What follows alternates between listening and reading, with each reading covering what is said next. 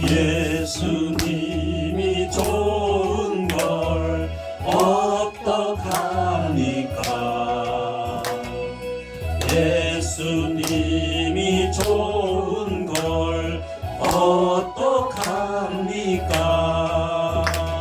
세상에 어떤 것도 이길 수 없네. 예수님이 좋은 걸 어떡합니까? 예수님이 좋은 걸 어떡합니까? 예수님이 좋은 걸 어떡합니까?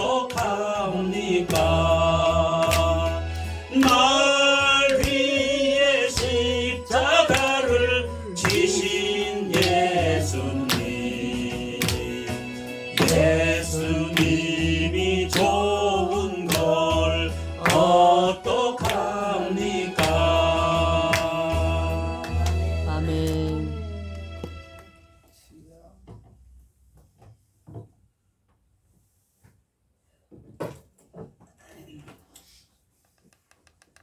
강의하기 전에 유모 모음을 제가 또 봤는데 아주 재미난 그 유머가 있기 때문에 몇 가지만 좀 소개하고 바로 강의 들어가겠습니다.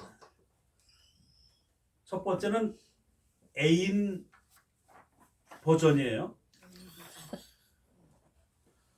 30대에 애인이 없으면 1급 장애래요. 40대에 애인이 없으면 2급 장애인이고 50대에 만약에 애인이 있으면 가문의 영광이고요. 있으면 60대에 애인이 있으면 조상의 언덕이고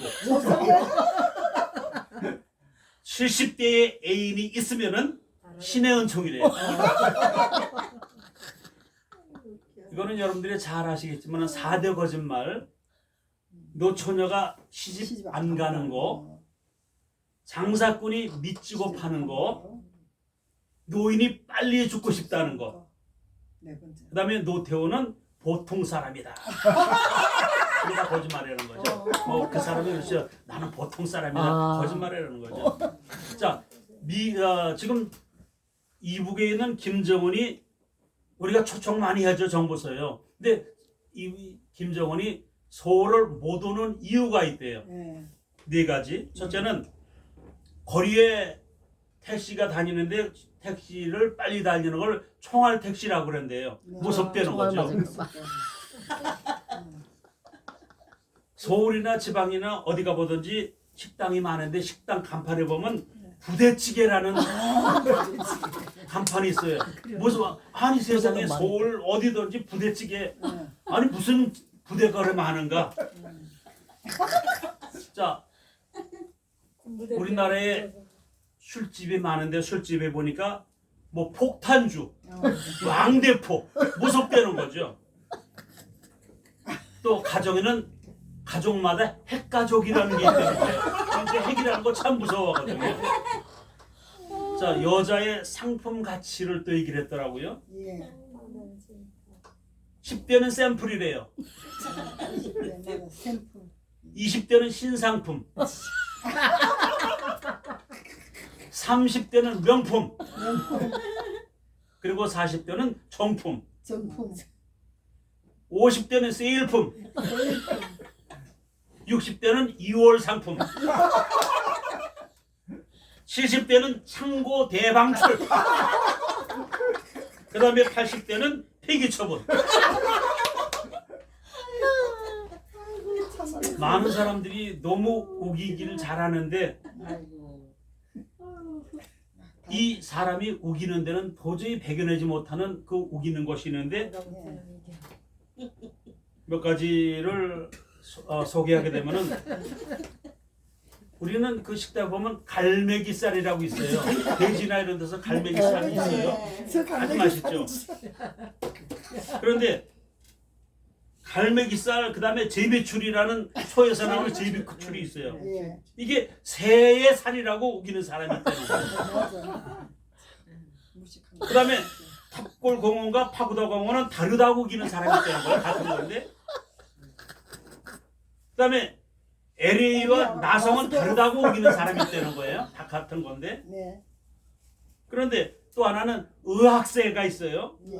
의학새를 새라고 우기는 사람이 있다는 거예요. 풀인데. 경기도 방언이죠. 네. 억새풀을 가지고. 평안도 방언은 외갈이라고 그러는데요. 그 억새풀을. 외가리. 의학새를. 예.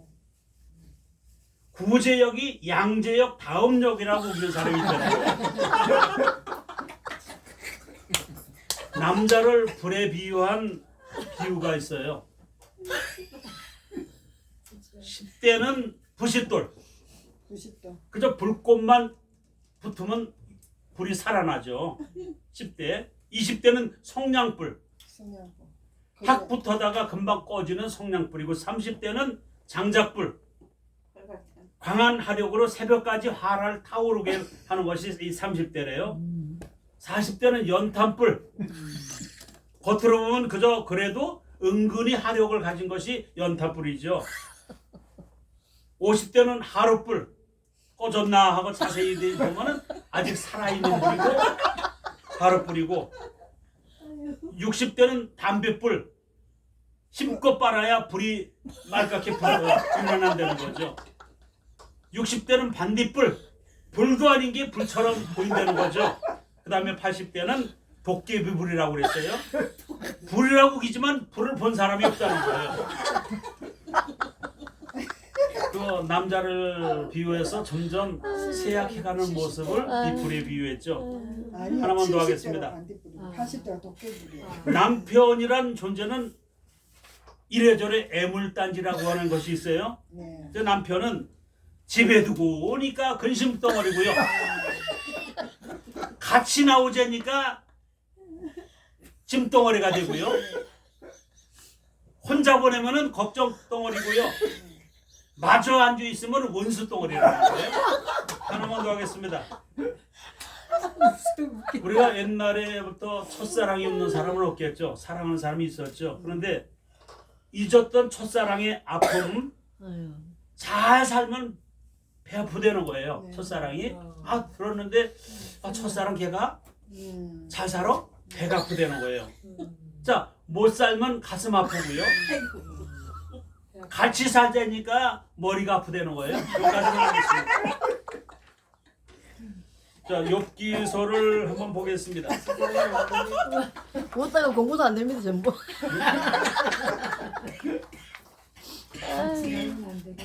심덩어리 지금.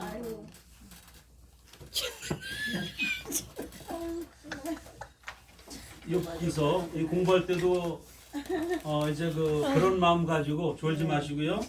이렇게 얘기했는데도 좋은 사람은 사람이 아니야. 인간이요 사람이 저는 아니고. 사람이 아닙니다. 인간 사람이 아니고. 히브리어 표제로 보면 주인공의 이름을 따서 욥이라고 하죠. 우리가 욥기서를 보면요. 욥기서를 신학적 우리가 특성을 살펴보게 되면요. 욥기는 인간이 하나님과 그의 섭리를 너무 편법하게 생각해 버리는 위험성이 있죠. 이것을 각성하고 또 촉구하고 자기 입장에서 일방적으로 하나님의 섭리를 판단해서는 아니 된다는 거예요. 오직 인간은 하나님의 행하심에 만사를 맡기고 그 섭리에 복종하는 것이 가장 지혜로운 삶이라는 거죠. 그래서 본서는 고난의 문제, 이 문제를 해결을 어떻게 할 것인가, 또 하나님을 우리가 어떻게 인식하고 살고 있는가의 교훈을 두고 있고요. 즉 의인이 경건한 신앙적 자세를 끝까지 견지하고 의로우신 하나님을 믿으면 반드시 하나님이 복과 구원의 삶을 우리에게 주신다는 것을 강조하시고 있는 것이 바로 욥기서라는 거예요. 아멘. 욥기는 우리가 볼 때 전통적으로 잠언서나 전도서, 아가서와 함께 지혜문학에 속하지요. 자, 그런데 이 욥기서에는 많은 변론이 있습니다. 그 변론을 듣고 계신 하나님께서 결론적으로 말씀하죠. 욥과 욥의 그 친구들이 끝없이 변론을 합니다. 그런데 욥기 38장 2절에 보니까 하나님께서 그 모든 변론을 다 듣고 계신 하나님께서 무지한 말로 이체를 어둡게 하는 자가 누구냐라고 책망을 하십니다. 그런데 우리가 욥기서를 어떤 다른 철학 서적처럼 자면적으로 만약에 다루고 있다면은, 그렇게 생각한다면은 이치를 무지한 말로 이치를 어둡게 하는 결과가 우리가 욥기서를 근거로 올 수가 있다는 거예요. 욥기서는 크게 세 부분으로 나눠집니다. 1장과 2장은 욥에게 닥친 고난이 기록되고 있고요. 또 3장부터 37장까지 욥과 욥의 친구들이 계속 변론하는 내용의 말씀을 들어서 욥의 친구들과 변론하는 대목이 나오고요. 그 다음에 마지막 세 번째 부분은 38절부터 42장 마지막 장까지 침묵하고 계시던 하나님께서 개입하시는 대목이 나옵니다. 자, 첫째 부분은 문제를 제기하고 있는 핵심적인 부분으로 여기에서 욥기를 해석하는 열쇠를 우리가 찾을 수가 있고요. 이 말씀에 보면 평화롭게 행복하게 살아가던 욥의 가정에 갑자기 엄청난 큰 시련이 닥치죠. 욥의 시련은 1차와 2차 두 번에 걸쳐서 소개되고 있죠. 1차는 모든 재산, 이 욥은 동방나라에서 제일 부자라고 그랬어요. 그렇게 제일 부자로 살았던 그가 모든 재산이 하루아침에 다 없어져 버립니다. 그리고 10남매, 아들 7과 딸 3이 있었는데 그 자녀가 하루아침에 다 죽어버립니다. 두 번째 욥의 시련, 두 번째는 욥 자신에게 오는 어려움이죠. 욥 자신에게 발바닥에서 정수리까지 악창이 나가서 견디기 힘든 괴로움을 당하는 내용이 나옵니다. 자, 이렇게 우리가 아무리 신앙이 좋아도 내가 진짜 믿음으로 살겠다고 고백을 해도 욥같이 크고 작은 시련을 만나게 될 때에 과연 우리가 어떻게 하나님 앞에 담담히 나갈 수 있는가? 내가 왜 이런 시련을 당해야 하나? 내가 무슨 죄를 졌기 때문에 이런 고난을 당해야 하나라고 하면서 그 사람은 인생을 자포자기할 정도로 어떤 어려움을 크게 당할 수밖에 없고요. 그리고 주위에 있는 사람들, 그 사람들은 저 사람이 저런 혹독한 고난을 당하게 되는 것은 필경 우리가 알지 모르는 큰 죄를 졌기 때문이라고 추측할 수 있다는 거예요. 그래서 욥기 둘째 부분은 욥이 받는 고난은 죄의 결과라고 정죄하는 친구들과 아주 격렬한 변론을 벌이는 내용이 소개되고 있어요. 흔히 욥기의 주제를 말할 때에 의로운 사람에게 왜 고난은 닥쳐오는가? 하나님께서 살아계신다면 욥처럼 선하게 살려고 애쓰는 사람들이 왜 고난을 당하게 되는가? 흔히들 우리는 욥기를 볼 때에 욥기 주제가 이것이 아닌가라고 생각할 수가 있어요. 그런데 그렇게 생각하는 것은 성경을 인간 본유로 보기 때문이라는 거예요. 우리는 성경을 하나님 중심으로 보아야 된다는 거예요. 그렇다면 욥기를 통해서 우리에게 알게 하시고 보여주시기를 원하는 구속자적 의미는 무엇일까를 우리가 찾아야 되잖아요.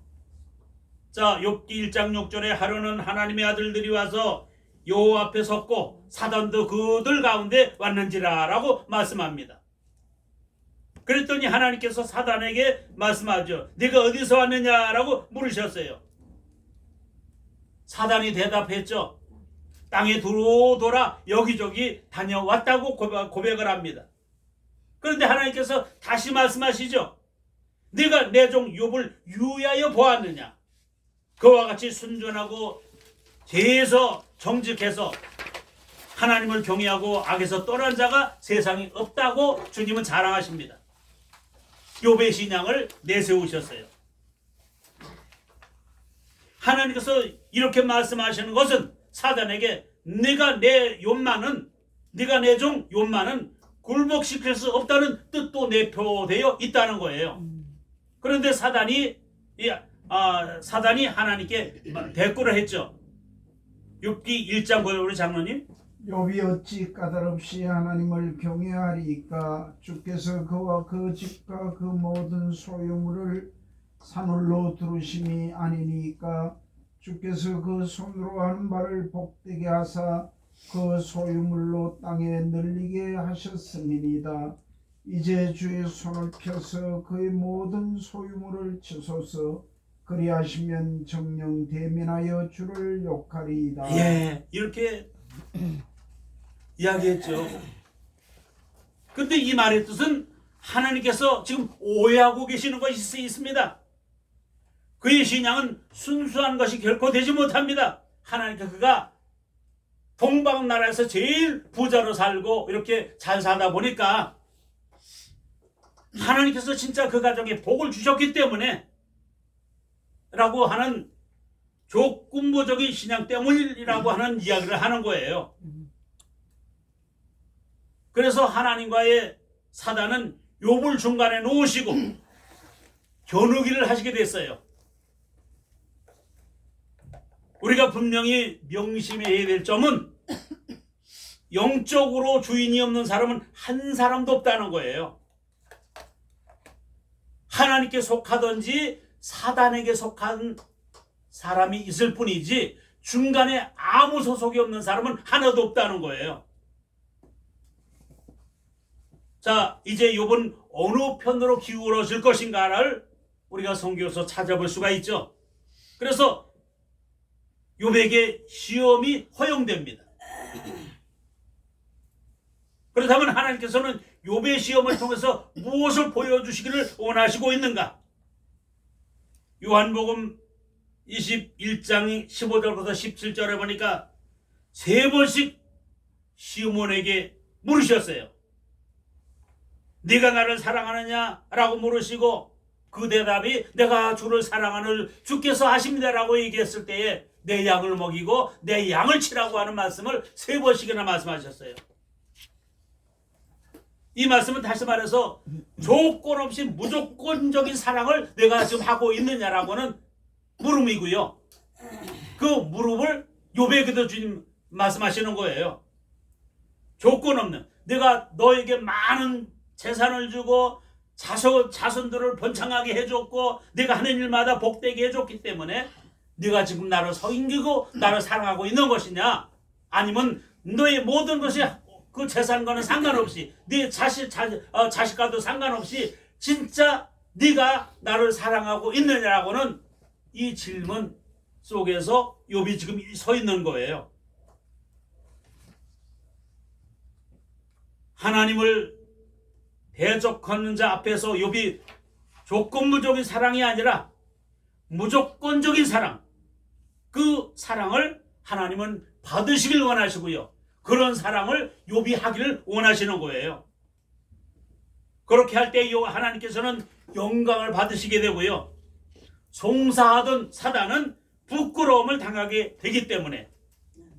자, 시험이 닥쳐왔을 때 욥의 반응은 어떠했습니까? 자, 욥기 1장 20절에요. 욥이 일어나 겉옷을 찢고 머리털을 밀고 땅에 엎드려 경배하며 가로되 내가 모태에서 적신이 나와 싸운 적 또한 적신이 그리로 돌아갈지라. 주신 자도 여호와시오 취하신 자도 여호와시오니 여호와의 이름이 찬양을 받으실지니이다 하고 이 모든 일에 욥이 범죄하지 아니하고 하나님을 향하여 어리석게 원망하지 아니하니라. 아멘입니다. 아멘. 자, 대단한 신앙이죠. 욥의 이 반응은요, 하나님 나에게 많은 재산을 주셔서 또 아들 딸이 번창하게 우리 가정을 이렇게 세워주셔서 내가 진짜 하나님 사랑하는 것이 아니라 하나님이 주신 자도 여호와, 취하시는 자도 여호와시라고 하는 이 고백 속에 나의 모든 삶은 온전히 하나님께서 주셨고 하나님을 사랑하는 그 믿음만큼은 1점도 나는 변하지 아니하고 지금도 이 자리에 있다고 고백하는 거예요. 아멘. 자, 두 번째 장면에서도 욥이 또 고백을 합니다. 욥기 2장 10절이요. 우리가 하나님께 복을 받았은즉 재앙도 받지 아니하겠느냐 하고 이 모든 일에 욥이 입술로 범죄치 아니하니라. 야, 아멘. 아멘입니다. 아멘. 자, 이 말씀을 욥이 고백할 때에는 욥의 머리끝부터 발끝까지 악창이 나서 문둥병이 나서 막 썩어져 가는 거예요. 그 이전에도 하루 사이에 그 모든 재산이 동방나라에서 제일 부자가 제일 처참한 가난한 사람이 됐고요. 다복했던 그 가정의 10남매가 하루아침에 다 죽어버렸어요. 그리고 온몸에는 두 번째 장면에서 보면 욥은 머리부터 발끝까지 문둥병이 발해가지고 악창이 나서 온몸에서 구더기가 끓 정도로 많은 고난을 당했던 거예요. 그런데 사단은 욥이 송사하기를 욥이 어찌 까닭없이 하나님을 경외하리까? 그들은 모두 소유물을 찢어서 그리하시면 정녕 대면하여 주를 욕할 거라고 고백을 그렇게 얘기를 했죠. 그런 송사를 했죠. 욥이 두 번째, 우리가 하나님께 복을 받았은즉 재앙도 받지 아니하겠느냐 하고 이 모든 일에 욥이 입술로 범죄치 아니했다고 그랬잖아요. 욥기 주제는 의인이 왜 고난을 당해야 하는가에 있지 아니하고 인간에게 거셨던 하나님의 명예가 어떻게 될 것인가에 우리가 초점을 맞춰야 된다는 거예요. 아멘. 아멘. 사단의 유혹에 넘어가 타락한 인간이 하나님의 사랑과 능력을 믿고 어떤 경우에도 전적으로 하나님을 신뢰할 수 있는가에 있다는 거예요. 그러므로 욥기의 핵심 단어는 순전입니다.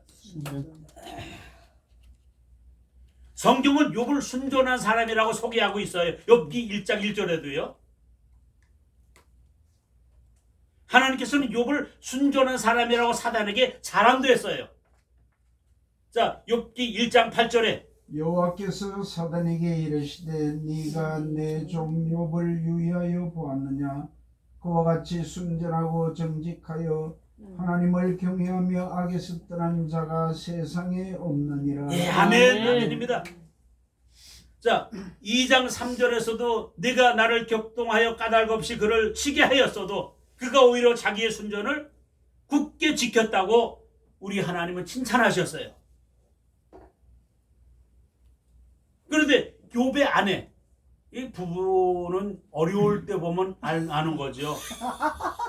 욥의 아내는 어떻게 했을까요? 자, 2장 9절에 보니까 욥의 아내 고백이 나옵니다. 당신이 그래도 자기의 순전을 굳게 지키느냐 하나님을 욕하고 죽어라. 예, 참 엄청난 비난을 하고 있죠.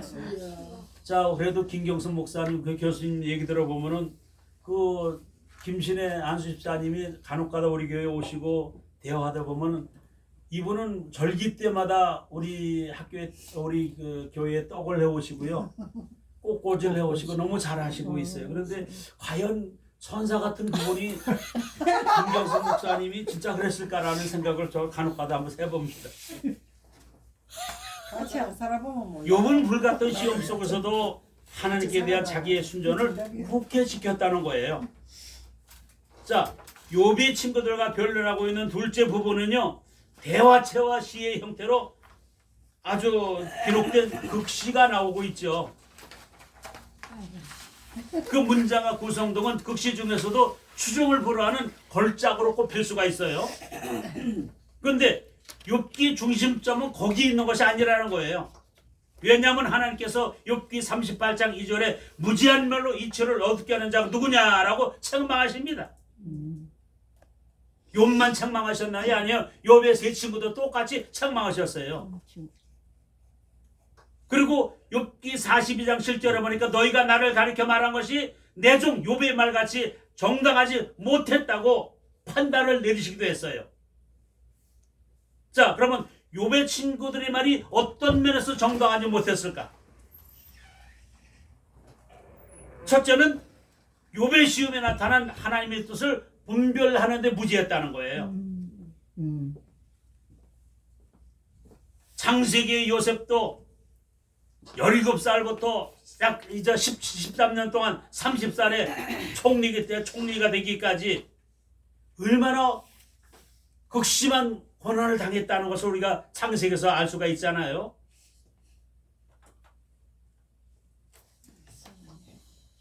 형들에게 미움을 받았고요. 또 보디발 장군의 집에서도 장군의 부인의 유혹을 뿌리셨다가 이유 없이 옥살이를 했고요. 옥에서도 꿈 해몽을 잘해줬지만은 그 꿈 해몽을 잘하는 건 바로 교록이 있던 것이 아니라 그 일 때문에 그가 이제 총리가 될 수 있는 기회도 얻었지만 하여튼 13년 동안 엄청난 고난을 당했던 것을 우리가 창세기의 요셉을 봐도 알 수가 있잖아요. 그런데 요셉은 자기가 당한 그 시련의 의미를 형들의 미움에서 찾지 않고 하나님의 섭리에서 찾았다는 거예요. 아멘. 창세기 45장 5절에 당신들이 나를 이곳에 팔았으므로 근심하지 마소서, 한탄하지 마소서. 하나님이 생명을 구원하시려고 나를 당신들 앞서 보내셨나이다. 그런즉 나를 이리로 보낸 자는 당신들이 아니요 하나님이시라. 아멘입니다. 아멘. 여러분, 그런 하나의 정신이 오늘 우리의 신앙 속에 하나님이 불쑥불쑥 나를 보실 때에 나를 신앙적으로 얼마나 장성됐는가를 보실 때에 만약에 여러분을 보시고 저를 보신다면은 과연 내가 요셉처럼 욥처럼 고난이 와도 시련이 와도 그것 바라보지 아니하고 하나님의 섭리가 어디 계시는가를 찾는 우리가 될 때에, 아멘. 두 번째, 하나님을 보실 때에 욥기의 중심점, 어떤 면에서 정당하지 못하는가. 두 번째는 욥의 친구들은 자신들이 하나님을 위치에 서서 욥을 정죄하고 있었다는 거예요.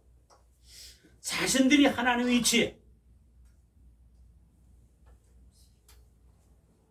셋째, 욥의 죄의 대가로 그런 고난을 당하고 있다는 논리가 만약에 성립된다면 자신들은 죄를 범하지 않았다는 자기의 의의를 내세우는 것이 되기 때문이라는 거예요.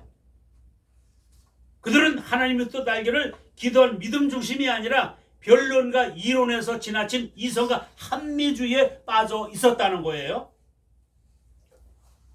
하나님께서 개입하시는 세 번째 부분에서 하나님은 욥의 고난에 대한 직접적인 대답을 하고 계시지 않았다는 거예요. 욥기 33장 13절에 하나님은 모든 행하시는 것을 스스로 진술치 아니하셨다고 그랬어요. 하나님께서는 모든 행하시는 것을 스스로 진술하셔야만 하는 그런 분이 아니라는 거예요.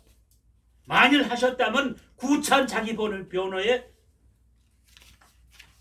들렀을런지 모른다는 거예요. 오직 하나님은 창조자, 전능하시고 능력이 무한하신 절대 주권자이심을 계시해주고 있었을 뿐이라는 거예요. 아멘. 이에 대해서 욥은 고백합니다. 욥기 40장 4절에 나는 미쳐나오니 무엇이라 주께 대답하리까. 손으로 내 입을 가릴 뿐이로소이다. 예, 아멘입니다. 절대 주권은 하나님 앞에 있다는 거예요. 아멘. 아멘. 하나님이 두 번째 말씀에 대해서 욥은 또 고백을 합니다. 욥기 42장 5절에 내가 주께 대하여 귀로 듣기만 하였었더니 이제는 눈으로 주를 배움나이다. 아멘. 그러므로 내가 스스로 하나고 티끌과 제 가운데서 회개하나이다. 아멘입니다. 아멘. 많은 사람들이 욥기를 보시면서 욥을 연구할 때에 욥의 모년에 받은 갑절의 축복에 너무 많은 관심을 두고 있다는 거예요. 그런데 욥은 그것 때문에 하나님을 경외하게 된 것이 아니라 보다 신령한 복은 그 이전에 하나님과 교제해서 이미 주어졌다는 거예요. 아멘. 육신적인 축복, 이것은 영혼이 잘된 사람에게 덤으로 주시는 하나님의 축복이라는 거예요. 아멘. 지난날에 우리의 시련을 만났을 때 우리는 어떤 반응 속에 내가 살아왔습니까? 하나님께서 우리에게 시련을 허용하시는 것은 연단을 통해서 옳다 인정함을 받는 신앙이 되기를 하나님은 원하셨기 때문이라는 거예요. 아멘. 야고보서 1장 12절이요. 시험을 참는 자는 복이 있도다. 이것이 옳다 인정하심을 받은 후에 주께서 자기를 사랑하는 자들에게 약속하신 생명의 면류관을 얻을 것임이니라. 아멘입니다. 아멘. 네. 시험을 참는 자가 복이 있다. 이것이 옳다 인정하면 누가 주신다? 하나님이 주시잖아요. 하나님은 자기를 사랑하는 자에게 약속하신 생명의 면류관까지 주신다는 거예요. 로마서 5장 3절에도요. 다만 이뿐 아니라 우리가 환난 중에도 즐거워하나니 이는 환난은 인내를, 인내는 연단을, 연단은 소망을 이루는 줄 알미로다. 아멘입니다. 자, 그렇다면은 몇 가지 우리 스스로가 한번 생각해 보겠습니다. 앞으로 내가 주님 안에서 시련을 만난다면 나는 어떻게 하겠는가라고 우리에게 하나님 물으신다면요, 여러분 어떻게 대답하시겠습니까? 하나님의 사랑하심을 믿고 하나님의 무한하신 능력을 신뢰하면서 욥기 1장 21절에 여호와의 이름이 찬송을 받으실 뿐입니다 라고 고백하는 우리가 되어야 되겠죠. 아멘. 하나님의 명예와 영광을 최우선으로 생각하면서 하나님께 향한 자신의 순전을 내가 굳게 지킬 수 있겠는가를 또 하나님 물으신다면은 여러분 어떻게 말씀하시겠습니까? 욥의 그 신앙처럼 우리 하나님 앞에 변하지 아니하는, 우리는 믿음이라는 얘기를 많이 사용합니다. 그런데 진짜 하나님 앞에 내 참된 믿음을 보여드릴 수 있는가를 한번 생각해 봅니다. 성경에는 우리의 그 믿음의 조상이라 말하는 아브라함 예를 보더라도요, 100살에 낳은 아들 이삭을 모리아 산이라고 하는 산에 가서 3일 길이나 되는 길을 가서 모리아 산에서 그 아들을, 100살에 낳은 아들을 하나님의 번제로 드리라고 우리에게 말씀하신다면은 과연 할 수 있겠습니까? 여러분, 번제는 어떻게 하는 거예요? 죽여서 각을 떠서 더러운 건 다 빼버리고 가장 좋은 것을 하나님 앞에 불로 태워 드리는 것 아니겠어요? 여러분, 아브라함은 제가 그 진짜 믿음의 조상이라고 말하는 그 신앙 속에서 보면은요, 한 번도 멈추거나 중단하거나 혹은 다른 누구를 의지해서 야 지금 하나님이 이걸 이렇게 원하시는데 우리 가족 회의를 한번 하자 이렇게 말씀하지 않았어요. 즉시 하나님의 뜻을 향해서 전진만 있었다는 거예요. 아멘. 여러분, 하나님이 우리에게 순전의 믿음을 요구하신다면은 이 말씀은 다시 말해서 멈추거나 중단하지 아니하고 오직 하나님이 기뻐하시는 것이라면은 아낌없이 내 삶 전체를 드리겠다고 고백하는 고백의 삶이 오늘 하나님이 우리에게 물으시는 물음이 아니겠는가. 아멘. 바울 사도가 노후에 내가 달려갈 길을 마치고 나에게 의의 멸류관이 예비되어 주시는데 나뿐만 아니라 나와 같이 참된 믿음, 순전한 믿음을 가진 자에게 똑같이 누구든지 주시는 하나님의 축복이라고 하는 말씀을 우리는 기억해야 된다는 거예요. 아멘.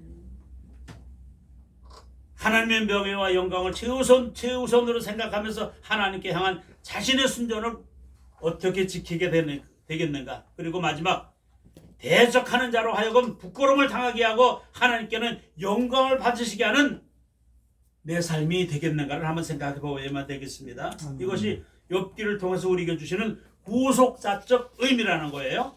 자, 이제는 넘어갑니다. 시편으로 넘어갑니다.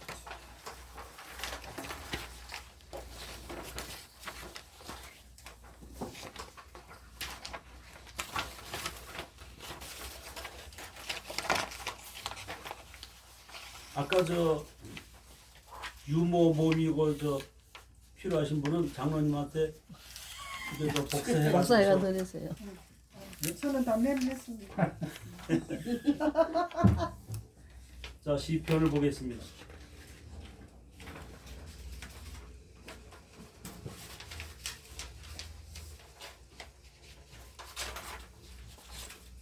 성경 19번째, 19번째 이야기죠. 시편의 히브리어 표제는 세페로 테힐링입니다. 뜻은 찬양들의 책이다라는 시편의 말씀이죠. 70인 역에도 헬라어로 무살모이로 뜻을 현악에 맞추어 부르는 노래들이다 이렇게 말씀했어요. 그리고 이 시편에 나오는 저자들을 이렇게 했죠. 다윗이 73편의 시를 썼고요. 아삽이 12편의 시를 썼고요. 고라 자손이 10편의 책을 썼고요. 솔로몬이 2편, 모세가 1편, 헤만이 1편, 예단이 1편 등 저자로 밝혀진 저자입니다. 가장 많은 73편의 책을 쓴 다윗이 가장 많은 말씀을 우리에게 주시고 있어요. 신학적 특성은 시편의 시인들의 하나님의 경험은 두 가지 사실로 나타납니다. 첫째는 창조입니다. 이 시편에 보면 창조라는 말씀이 많이 기록되고 있어요. 두 번째는 구원입니다.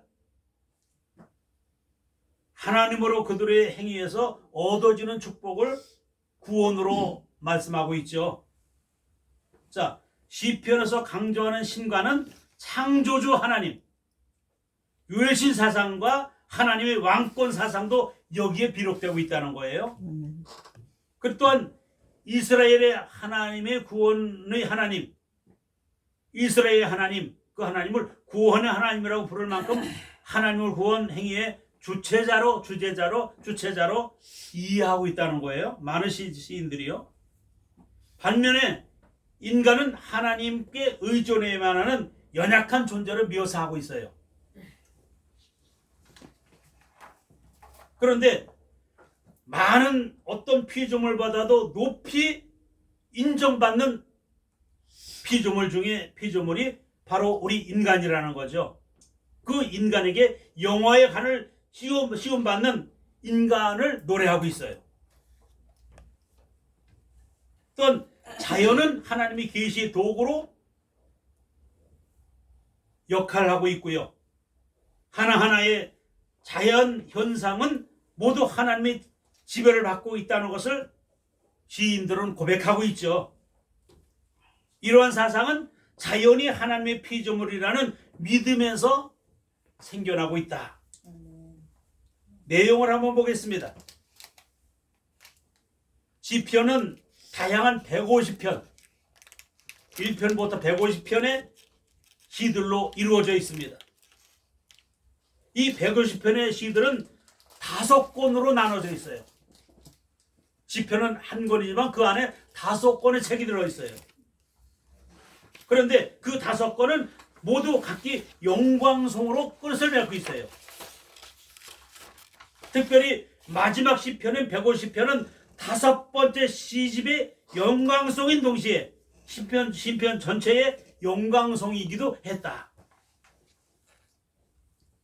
자, 5권의 시집인데 제 1권은 1편부터 41편까지가 1권입니다. 이거는 42편부터 72편까지가 2권입니다. 3권은 73편부터 89편까지가 3권이고요. 4권은 90편에서 106편까지가 4권이고요. 그 다음에 마지막으로 107편부터 150편까지가 5권입니다. 그런데 각각의 시편들은 그 시의 첫머리에 제목과 같은 성격의 말이 꼭 붙어 있어요. 그리고 그것을 분류하게 되면 다음과 같다 하는 거예요. 첫째, 시의 성격을 나타내는 말이 있어요.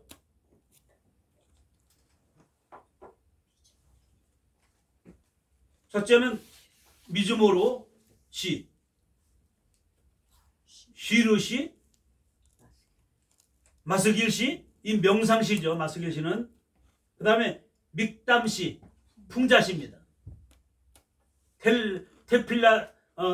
테필라시, 이건 기도를 얘기하고 해요. 테힐라는 찬양을 이야기하고 있고요. 그 다음에 반주할 음악에 관한 지시를 주고 있죠.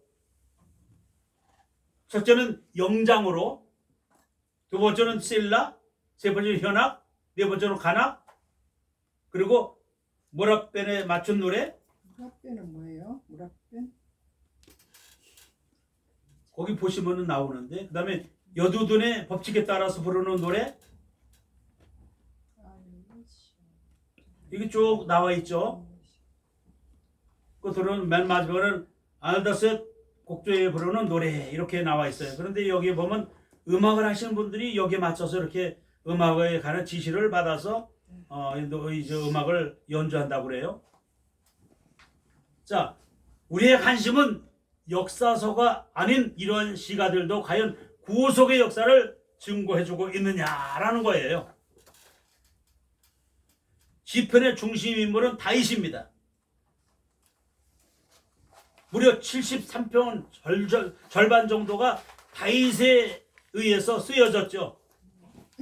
그리고 많은 시가 다윗 왕을 바라보면서 기록됐다는 거예요. 우리가 구속사적 의미에서 보면 이것을 의미하는 것은 다윗 왕은 다윗의 위에 오르실 예수 그리스도의 예표라는 거예요. 아멘. 그렇기 때문에 시편은 긍정적으로는 예수 그리스도를 증거해주고 있다는 거예요. 이 사실을 부활하신 주님께서 제자들에게 말씀하셨죠. 누가복음 24장 44절에요. 내가 너희와 함께 있을 때 너희에게 말한 바 곧 모세의 율법과 선지자의 글과 시편의 나를 가리켜 기록된 이 모든 것이 이루어져야 하리란 말이 이것이라. 아멘입니다. 아멘. 자, 이 말씀을 통해서도 우리가 알 수 있는 것이 이 시편 여기 여러 가지가 말씀했죠. 모세의 율법과 선지자의 글과 시편의 나를 가리켜 기록된 모든 것이 이루어져야 하리라 입증하시고 있어요. 그러므로 시편은 단순한 시와 노래가 아니라 그 시 속에 구속의 역사를 노래하고 있다는 거예요. 아멘. 시편을 푸는 열쇠는 시편 전체의 서론격인 1편에 나와 있습니다. 1편. 1편에서 보여주기는 원리와 구조는 나머지 모든 시편들에서도 적용이 될 수 있다. 그러므로 1편이 가장 중요한데 그 1편을 우리가 한번 관찰해 보겠습니다. 자, 1편은 두 종류의 사람을 대조해서 보여줍니다. 이 말씀 속에는 두 길이 있고요. 두 진영이 있어서 이 세상의 모든 사람들은 이 두 진영, 두 그룹에 그 그룹 중 한 곳에 소속되어 있다는 거예요. 1절이 말하고 있죠. 복 있는 사람은 이렇게 말합니다. 4절에는 악인은 그렇지 않으며 복 있는 사람과 악인을 대조시킵니다. 구분해 놓죠. 그런데 이 대조는 5절에 완전히 갈리죠. 죄인이 의인의 해중에 들지 못한다. 의인의 진영과 죄인의 진영으로 분리시킵니다. 그리고 결론적으로 의인의 길은 여호와께서 인정하시나 악인의 길은 망한다 이렇게 말씀하고 있어요. 네. 두 길, 두 진영을 대조시킴으로 인해서 결론을 맺고 있어요. 이 두 갈래 길은 이미 창세기 3장 15절에도 말씀하시고 있는 거예요. 여자의 후손과 뱀의 후손 두 흐름을 반영해주고 있어요. 모든 사람들은 누구든지 이 두 줄기 어느 한 곳에 속해 있다는 거예요. 그리고 이 두 줄기의 마지막이 의인이 죄인이 의인의 해중에 들지 못한다는 거예요. 하나의 길은 영생의 길이고요. 하나의 길은 사망의 길로 갈라지는 것을 보여주고 있어요. 네. 로마서 6장 21절에요. 너희가 그때 무슨 열매를 얻었느냐 이제는 너희가 그 일을 부끄러워하나니 이는 그 마지막이 사망임이니라. 아멘입니다. 아멘. 자, 로마서 6장 22절에도요. 그러나 이제는 너희가 죄에게서 해방되고 하나님께 종이 되어 거룩함에 이르는 열매를 얻었으니 이 마지막은 영생이라. 아멘. 아멘입니다. 죄의 삭은 사망이요 하나님의 은사는 그리스도 예수 우리 주 안에 있는 영생이라. 아멘. 아멘입니다. 네. 자, 여기 보면 두 줄기. 의인의 길은 마지막이 영생이고요. 악인의 길은 마지막이 사망이라고 그랬어요. 아멘. 또 복 있는 사람은 악인의 길을 쫓지 아니하며 죄인의 길에 서지 아니하며 오만한 자리에 앉지 아니하고라고 하시는 말씀 속에서 암시된 두 사이에는 분리의 대적감이 있음을 의미하고 있죠. 시편에는요 찬양만 있는 것이 아니라 저주의 시도 있어요. 시편 35편, 52편, 58편, 59편, 69편, 83편, 109편, 137편, 140편 등에서 보게 되면은요 찬양도 있고요 또 저주의 시도 있어요. 그리고 이러한 시편들은 여자의 후손이 뱀의 머리를 상하게 하시려는 구속작적 맥락에서 우리가 해석되고 읽어야 된다는 거예요. 아멘. 그리고 이 원리는 시편 전체에 적용이 되기도 해요. 또 시편 2편을 우리가 한번 보게 되면은요 신약 성경에 의해서 메시아의 예언시로 인정받고 있죠. 시편 2편을 사도행전 13장 33편에 보면요 곧 하나님이 예수를 일으키사 우리 자녀들에게 이 약속을 이루게 하셨다 함이라. 시편 둘째 편에 기록한 바와 같이 너는 내 아들이라 오늘 너를 낳았다 하셨고. 예, 아멘입니다. 시편 2장 7절의 말씀이죠. 너는 내 아들이라 내가 오늘 너를 낳았다. 바로 예수 그리스도의 등장을 말씀하고 있죠. 아멘. 예수님께서 사도행전 13장 33절에 시편 둘째 편에 기록한 바와 같이 이렇게 말씀했어요. 네. 히브리서 5장 5절에도요. 또한 이와 같이 그리스도께서 대제사장 되심도 스스로 영광을 취하심도 아니요 오직 말씀하시니가 저더러 이르시되 너는 내 아들이라 내가 오늘날 너를 낳았다 하셨고. 아멘. 아멘입니다. 자, 시편 2편에 보게 되면 그리스도를 말씀하고 있는데 2편 2절에 보니까 기름 부음 받은 자라 말씀을 주시고 있고요. 그 다음에 6절에는 나의 왕, 그리고 2장 7절에 보면 내 아들이라고 이렇게 말씀하시고 있어요. 그런데 그 2절에 보게 되면은요 열방과 민족들과 제 세상의 군왕들이 서로 함께하며 여호와 그 기름 부은 자를 대적하고 있다는 거예요. 그런데 그리스도께서 주신 권세를 가지고 시편 2장 9절에 보니까 내가 철장으로 저희를 깨뜨리며 질것같이 부수리라 하시도다라고 말씀하시고 있어요. 그런데 계시록 2장 26절부터 27절에 보니까 그 권세를 교회에게 또 의미하셨다는 거예요. 교회에게. 그래서 계시록 2장 26절에 이기는 자와 끝까지 내 일을 지키는 그에게 만국을 다스리는 권세를 주리니 그가 철장을 가지고 죄를 다스려 질그릇 깨뜨리는 것 같이 하리라. 나도 내 아버지께 받은 것이 그러하니라. 아닙니다. 그러므로 허사를 경영하지 말고 시편 2장 12절에 그 아들에게 입맞추라 그리하지 않으면 진노하심으로 그 진노가 급하심이라 라고 말씀하시고 있어요. 그 얼마나 명백한 메시아를 증거해주고 계신가를 우리가 시편 2편에서 잘 알 수가 있다는 거예요. 그리고 시편 3편을 하나 더 살펴보겠습니다. 여호와여 나의 대직이 어찌 그리 많은지요. 예, 이 시는 다윗이 그 아들 압살롬을 피할 때 지은 시라고 표제가 붙어 있어요. 그런데 이것은 이 시를 쓰게 된 1차적인 동기고요. 그런데 다윗을 통해서 구속사적 관점에서 보게 되면 장차 당할 메시아의 순환과 성도들이 당할 핍박과 박해를 바라보게 하시고 있다는 거예요. 시편 3편에서 보게 되면요. 천만인이 나를 둘러치려 하여도 나는 두려워 아니하리로다. 승리를 확신하고 있죠. 요한복음 19장 30절에 십자가를 지시고 마지막 운명하시기 직전에 내가 다 이루었다고 승리의 우리 선언을 우리 예수님께서 해주셨잖아요.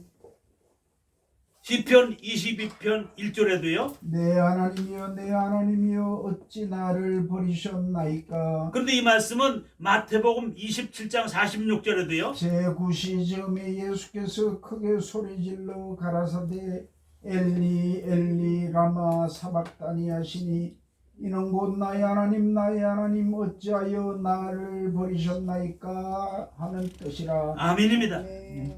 시편 22편 1절 말씀과 마태복음 27장 46절 말씀이 일맥상통하고 있잖아요. 바로 예수님께서 이미 시편에서 시편 기자가 본 것은 장차 예수님이 신약시대에 오셔서 메시아로 오셔서 십자가를 지시고 마지막 온 인류를 내가 다 이루었다고 승리의 선언을 해주시기까지 그 말씀을 우리가 주시고 있다는 거예요. 자, 사단을 통해서 주님의 십자가의 부르짖음을 음성을 또 듣게 하셨죠. 시편 22편 16절에요. 개들이 나를 외워쌌으며 악한 무리가 나를 둘러 내 수족을 찔렀나이다. 예, 이렇게 말씀하시면서 예수님께서는 십자가에 달리신 모습을 계시해 주시고 있고요. 나를 보는 자는 다 비웃으며 입술을 비죽이며 머리를 흔들며 말하되 저가 여호와께 의탁하니 구원하실 걸 저를 기뻐하시니 건지실 걸 하나이다. 아멘. 예, 십자가에 달리신 주님을 바라보는 군중들의 비웃는 모습을 또한 시편을 통해서 우리가 볼 수 있다는 거예요.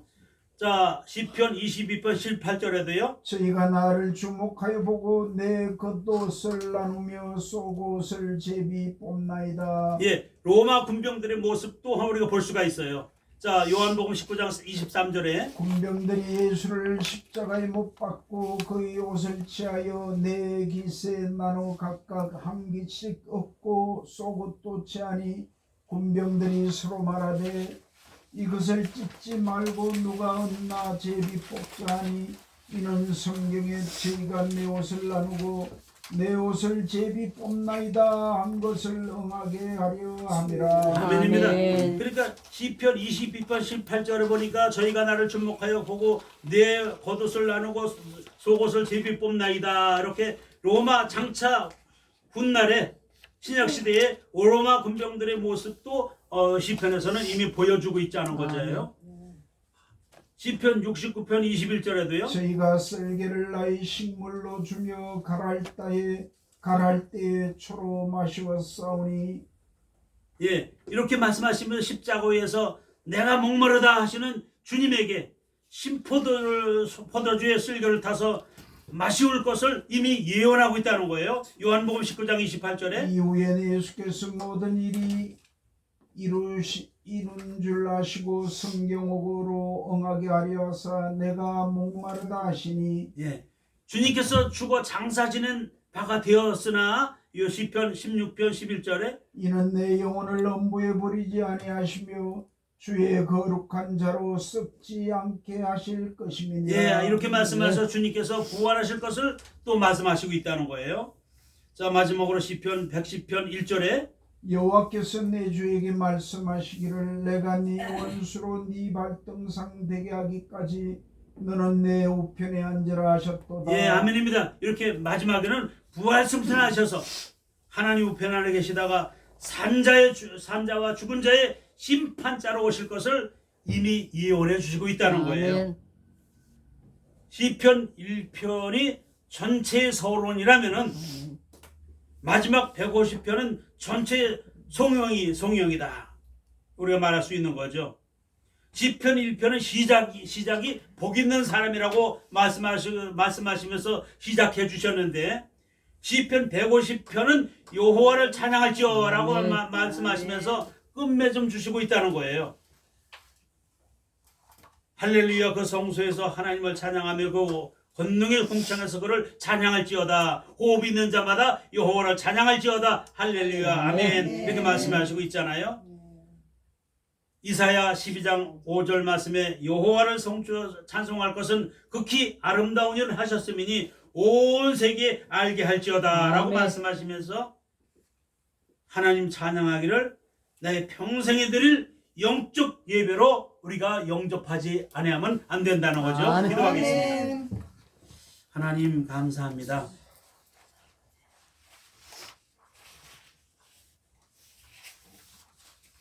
욥기서와 시편을 연구하면서 그리고 그 말씀 속에서 주님이 이 땅에 오셔서 메시아로 오셔서 우리의 영원한 구원자가 되시고 우리의 생명의 주로 오실 만왕의 왕 예수님을 우리가 시편에서도 찾고 욥기에서도 구속사적 입장에서 예수님의 뜻을 우리가 알고자 하는 뜻에서 욥기서와 시편의 말씀을 이 시간에 같이 배웠습니다.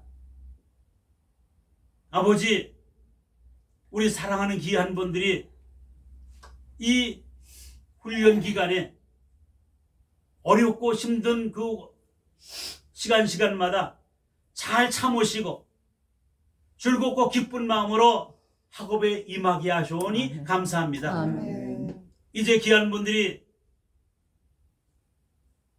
종들이 담당하는 이 교육 시간이 다음 달을 또 저희들이 기대하면서 잘 연구하고 그 말씀 속에서 구속사적 입장에서의 말씀을 다시 한번 또 연구하면서 그 말씀을 준비해 올 때에 더 좋은 강의로 더 알차고 진짜 아버지 하나 알지 못했던 하나님의 뜻을 바로 깨우칠 수 있는 능력의 말씀으로 주님 종들에게 알게 해주셔서 함께 배우고 함께 그 배움을 나눌 수 있는 은혜도 주님 허락하여 주옵소서. 아멘. 주님 우리 신학교에 오셔서 매 토요일마다 오셔서 말씀을 증거해 주시는 우리 교수님들을 축복해 주시고 아멘. 저들이 그 말씀을 연구하시며 그 말씀을 접할 때마다 주님 지혜와 명철로 임하게 도와주셔서 아멘.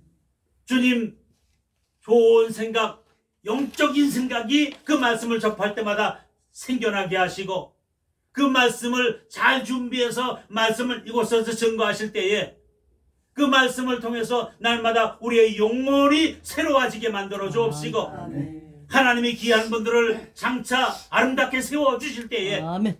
능력의 종들이 되게 하시고 아멘. 권세의 종들이 되게 하시고 아멘. 하나님 앞에 가장 잘했다 칭찬받는 능력의 하나님의 일꾼으로 세움받을 수 있도록 하나님은 종을 도하여 주시옵소서. 아멘. 모든 시간을 잘 마치시고 돌아가는 발걸음도 기억하시고 더욱더 건강의 지혜와 명철을 가지고 승리하는 귀한 분들이 꼭 될 수 있도록 하나님 은혜 허락하여 주시옵소서. 아멘. 예수님의 이름 받들어 감사하며 간절히 기도하옵나이다. 아멘. 강구하는 영광 드리겠습니다. 받습니다.